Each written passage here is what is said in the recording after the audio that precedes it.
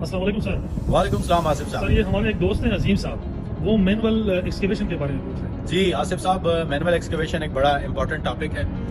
Excavation वो वाली excavation जो हम मैनुअली करते हैं, लाइक हैंड टूल से करते हैं, शॉवल से करते हैं और अपने हैंड टूल्स इस्तेमाल करते हैं, उसको मैनुअल एक्सकवेशन कहते हैं। और एक्सकवेशन के डिफरेंट प्रिकॉशंस हैं। जब भी आप एक्सकवेशन करने लगें, सबसे पहले उसकी रिस्क असेसमेंट कंडक्ट कर लें कि हम ये एक्सकवेशन करने जा रहे हैं और इसमें क्या क्या रिस्क इन्वॉल्व है। तो वो आपको काफ़ी रिस्क आइडेंटिफाई करके दे देगा कि इसमें प्रॉब्लम्स क्या है, क्योंकि ये area to area, side to side, project to project चीज़ें डिफर करती हैं। जो मैनुअल एक्सकवेशन में जो इंपॉर्टेंट चीज़ें हैं वो आपका परमिट टू वर्क सिस्टम है, उसके साथ रिस्क असेसमेंट को अटैच करें और उसके साथ आपकी उस जिस जगह पे आप एक्सकवेशन करने जा रहे हैं उसकी ड्राइंग्स अटैच होंगी।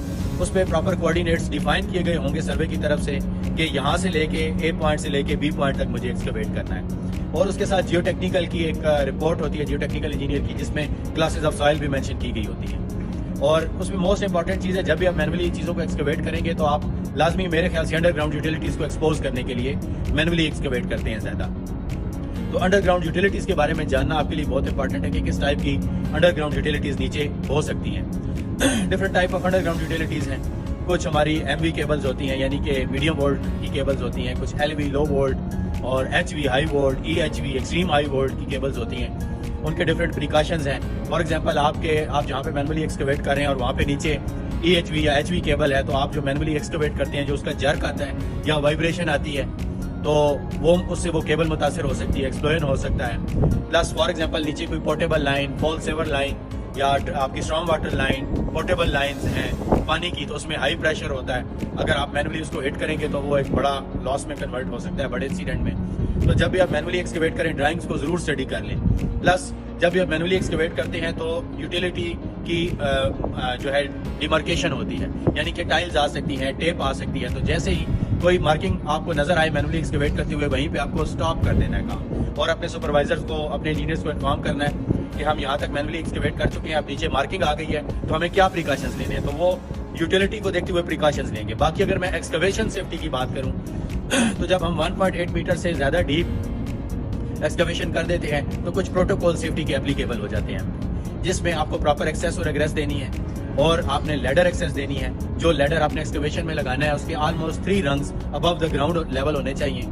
प्लस आपका लेडर सिक्योर हो, आपने वैसे ही एक्सकवेशन में नहीं रख देना है, उसको प्रॉपर्ली सिक्योर करना है किसी चीज के साथ। प्लस आपका लेडर इंस्पेक्टेड हो और उसके साथ लेडर का टैग हो। प्लस इंस्पेक्शन की कलर कोडिंग हो। प्लस जो आप एक्सकवेटेड मटेरियल बाहर निकाल रहे हैं उसको एक्सकवेशन एजेस पे स्टोर मत करें, एटलीस्ट 1.5 मीटर दूर उसको रखें। अगर आप लाइव रोड के साथ एक्सकवेशन कर रहे हैं तो उस पर जरूरी है कि हार्ड बैरिकेशन, कंक्रीट बैरियर्स लगाएं। अगर लाइव रोड नहीं है तो आप नॉर्मल बैरिकेशन पे भी जा सकते हैं, यानी कि स्काफोल्डिंग पाइप के थ्रू भी कर सकते हैं आप बैरिकेशन।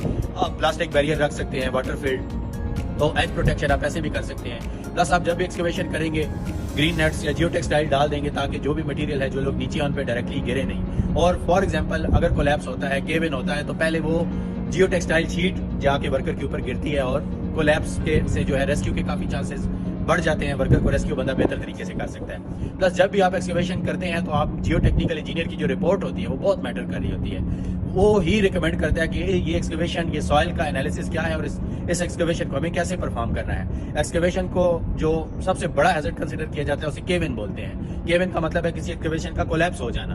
तो केव इन का इशू ये होता है कि वर्कर एक्सकवेशन कर रहे होते हैं और कोलैप्स होकर वर्कर के ऊपर गिर जाती है। उसके लिए हम डिफरेंट टाइप्स की टेक्निक्स यूज करते हैं। वो रिकमेंड करता है हमें जियो टेक्निकल इंजीनियर कि आइदर हमें शील्डिंग की तरफ जाना है और या हमें ट्रंचिंग की तरफ जाना है। ट्रंचिंग को शील्डिंग भी बोलते हैं, शील्डिंग की तरफ जाना है, शोरिंग टेक्निक फॉलो करनी है। तो ये डिफरेंट टेक्निक्स हैं जो कि डिपेंड कर रहा होता है कि यहाँ पे साइल की क्लास कौन सी है। साइल की क्लास को देख के ही हमें अपनी एक्सकवेशन को प्रोटेक्ट करना होता है। इसमें बहुत इंपॉर्टेंट चीज, वो एक्सकवेशन जिसकी डेप्थ उसकी विड्थ से ज्यादा हो उसको हम ट्रंच बोलते हैं। बाकी नॉर्मल एक्सकवेशन सेफ्टी एक बड़ा टॉपिक है, इसको मजीद भी हम डिटेल में बताएंगे। अभी के लिए मेरे ख्याल से काफ़ी चीज़ें मैंने बता दी हैं और होपफुली आप सेफ सिस्टम ऑफ वर्क को अप्लाई करेंगे। Thank you very much.